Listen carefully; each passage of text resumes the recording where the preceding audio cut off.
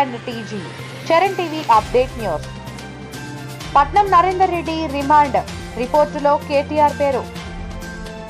వయసు తక్కువ చూపి ఆడిన 6 హైదరాబాద్ క్రికెటర్లపై వేటు. ఈ నెల 18న సాయంత్రం 4 గంటలకు ఏపీ కేబినెట్ భేటీ. సరస్వతి పవర్ భూముల్లో అసైన్డ్ భూములు గుర్తింపు. బంగాళాఖాతంలో బలహీనపడ్డ అల్పపీడనం, ఏపీలో వర్షాలు. జార్ఖండ్ ఎన్నికల్లో 66.18% పోలింగ్ నమోదు. ఢిల్లీలో తీవ్ర కాలుష్యం, ఎయిర్ క్వాలిటీ ఇండెక్స్ 418.